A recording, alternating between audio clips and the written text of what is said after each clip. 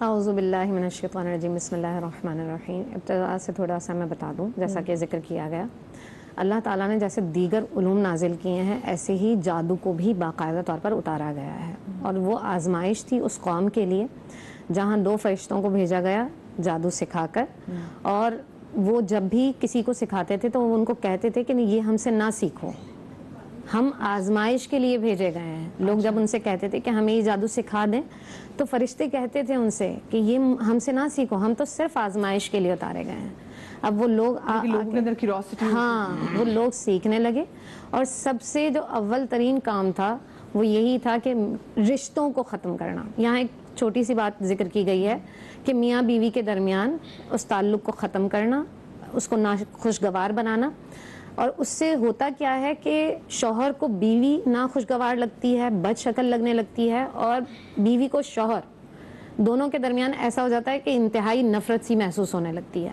ذرا سی بات پر ایک دم سے ایک دوسرے سے نفرت کر لینا، غصہ کر جانا، ایسے لفظوں کا استعمال کرنا جس سے زندگی ختم ہو سکتی ہے، ٹھیک ہے۔ اور یہی چیز بھائی بہنوں کے درمیان بھی ہو سکتی ہے۔ یہی وجہ ہے کہ ہم دیکھتے ہیں کہ بچپن میں جو بھائی بہن بہت زیادہ ایک دوسرے سے تعلق ان کا اچھا تھا، شادی کے بعد وہی بہن بھائی ایک دوسرے کی شکل دیکھنے کے لیے تیار نہیں ہوتے ہیں، ایک دوسرے سے ملاقات کرنے کے لیے تیار نہیں ہوتے ہیں۔ چھوٹی سی بات پر ایک اتنا بڑا جھگڑا کریٹ ہو جاتا ہے کہ جس سے میاں بیوی کے درمیان اتنی ناچاقی ہو جاتی ہے کہ وہ بچہ جو ان کی اولاد ہوتا ہے وہ اس کے لیے بھی سیکریفائس کرنے کی کوشش بالکل بھی نہیں کرتے ہیں، ٹھیک ہے۔ اچھا، اب علامات میں اگر خواتین ہیں تو خاص طور پر ان کے لیے میں بات کروں، رات کو سوتے ہوئے اکثر خوف طاری ہو جانا، رات کو سوتے ہوئے تیز تیز آواز سے رونا نیند میں، یا تیز تیز آواز سے ہنسنا، یا ایسا لگے کہ کان میں کوئی سرگوشی کر رہا ہے، ایسا محسوس کرنا، یہ تمام جادو کی علامات ہو سکتی ہیں۔ نبی صلی اللہ علیہ وآلہ وسلم کی زندگی کو اگر ہم دیکھیں، اللہ کے حبیب صلی اللہ علیہ وسلم پر بھی جادو ہوا، اور اما عائشہ رضی اللہ تعالی عنہا نے اس کو بیان بھی کیا ہے۔ نبی صلی اللہ علیہ وسلم کی احادیث میں آتا ہے، اما عائشہ کہتی ہیں کہ نبی صلی اللہ علیہ وآلہ وسلم کو یہ محسوس ہوتا تھا کہ میں نے یہ کام کر دیا ہے، لیکن آپ نے وہ کام نہیں کیا ہوتا تھا۔ اچھا، مجھے ایک بریک لینی ہے، بریک سے واپس آتے ہیں، کہیں میں جائے گا ٹاپک کو یہیں سے آگے بڑھائیں گے۔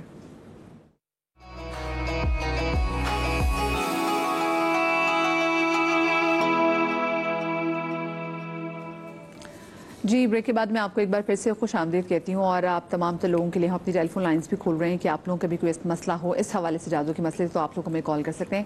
پر بریک پر جانے سے پہلے عائشہ سے ہماری بات ہو رہی تھی، اور ایک ایسا پوائنٹ سامنے آیا کہ جس پہ مختلف فقہوں کے اس میں اختلاف بھی ہے، تو میں چاہوں گی عائشہ آپ اپنی بات کو اس سے کنٹینیو کریں۔ جی، میں یہی کہنا چاہوں گی کہ چونکہ نبی صلی اللہ علیہ وسلم پر بھی جادو کرنے کی کوشش کی گئی تھی، تو ہم لوگوں کو بھی جس طرح سے کوئی بیماری ہوتی ہے تو جیسے کووڈ کے لیے بہت ساری ویکسینیشن پہلے سے لے لی جاتی ہیں نا، تو اگر آپ چاہتے ہیں کہ آپ جادو سے بچ جائیں تو اس کے لیے پہلے ہی آپ کو کچھ اقدامات کرنے ہوں گے، اور اگر کوئی بیماری آپ کو ہو جاتی ہے تو اس کے لیے پھر آپ کو ادویات کرنی ہوتی ہیں۔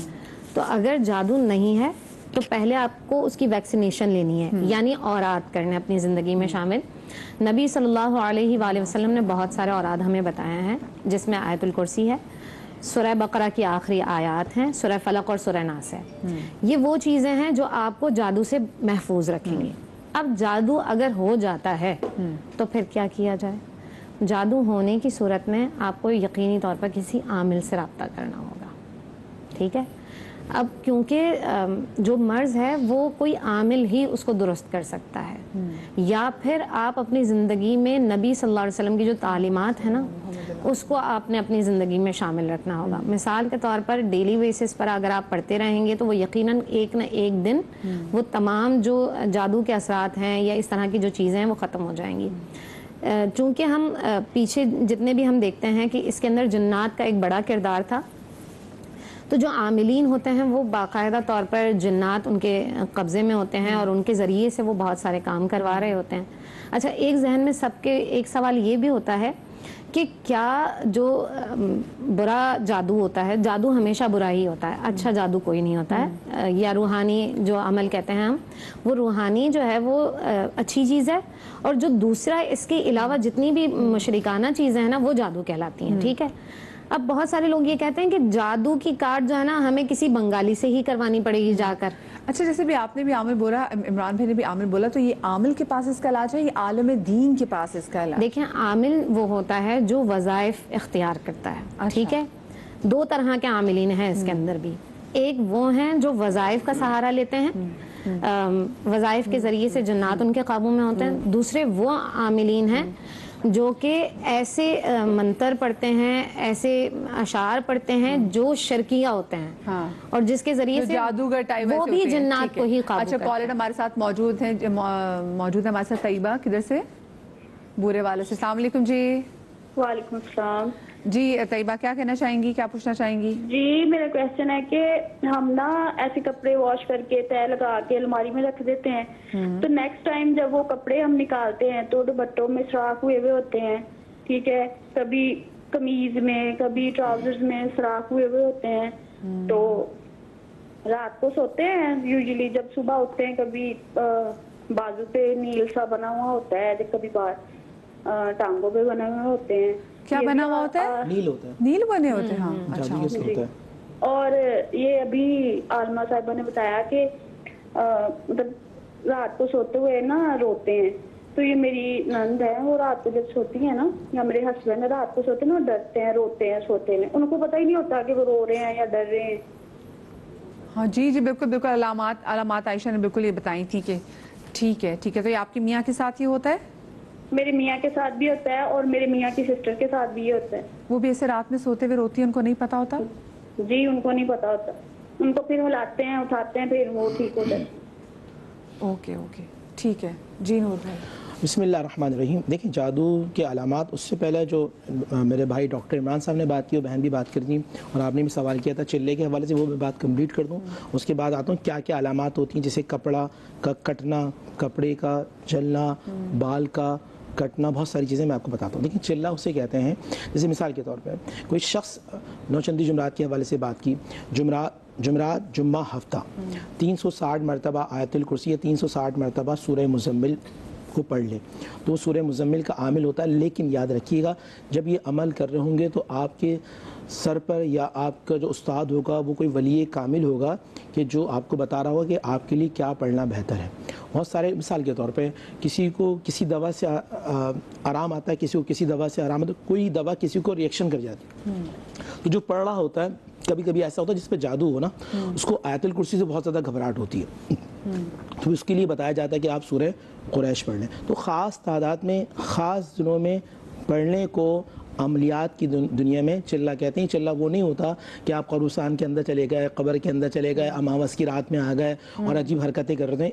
مراد چلے سے یہ ہوتی ہے کہ سورہ بقرہ جو ہے وہ 365 مرتبہ پڑھنا 3 دن کے اندر, یا پھر 13, 14, 15 کا روزہ رکھ کر جو ہے آپ کو 1021 مرتبہ سورہ اخلاص 13, 14, 15 پڑھنا, یہ ہوتا ہے, اس کو کہتے ہیں چلہ. اب آئیے جادو کی علامات کیا ہوتی ہیں.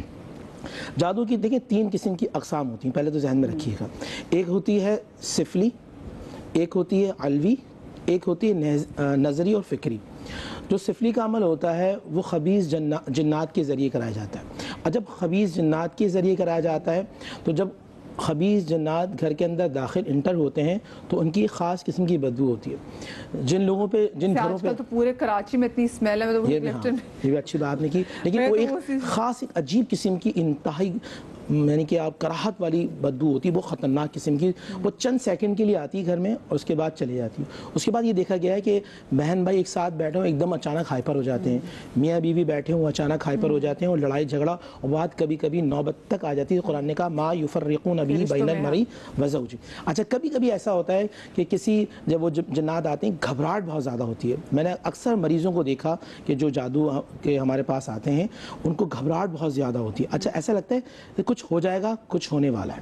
ایک کیفیت یہ بھی ہوتی ہے کہ ان کے جو مورے ہوتے ہیں L5, L6, وہاں ان کو بہت تکلیف ہوتی ہے, ان کی کمر میں بہت زیادہ تکلیف ہوتی ہے. کبھی کبھی ایسا بھی ہوتا ہے وزن بہت تیزی سے گرنا شروع ہو جاتا ہے. یہ جو سب سے بڑا ایک معاملہ جو ہوتا ہے, جو اکثر بزنس مین ہوتے ہیں, جو شاپ کیپرز ہوتے ہیں, جو بہت بڑا بزنس رن کر رہے ہوتے ہیں, یا جو ہمارے کسی بھی فیلڈ سے آپ کی فیلڈ ہے, ان کی قوت جو فیصلہ قوت فیصلہ قوت فیصلہ جو ہے نا وہ بہت بری طرح مجروح ہو جاتی ہے, ختم ہو جاتی ہے. اچھا جو بہت اچھے سپیکرز ہوتے ہیں, جو بات کرنے والے ہوتے ہیں, وہ سوچ سوچ کے بول رہے ہوتے ہیں, ان کے اندر ڈر. اچھا جادو میں سفلی کے اندر ایک جو سب سے بڑا معاملہ جو ہوتا ہے نا, ایک انجان سا ڈر پیدا ہو جاتا ہے. وہ آدمی جو اپنی فیلڈ, کراچی میں سے کہتے ہیں نا چیتا سمجھا جاتا ہے, تو وہ اپنی اس فیلڈ سے ڈر رہا ہوتا ہے کہ میں یہ کام کروں یا نہ کروں. یعنی کہ جو آپ کے سوچنے سمجھنے کی صلاحیت ہے اس پہ ذرا اٹیک کر دیتے ہیں. اچھا کیونکہ میرے پاس کالر بھی ہیں, میں نے پہلی والی کالر کا بھی ذرا جواب دینا تو بہت لمبا تھوڑا سا ہو گیا ہے. اچھا میں پہلی والی کالر کا جواب مکمل کروں. ہاں ٹھیک ہے, نہیں جوابات بھی بنا رہ جائیں گے ہمارے, ٹھیک ہے نا. ہاں کالر ہمارے ساتھ موجود ہے. السلام علیکم جی.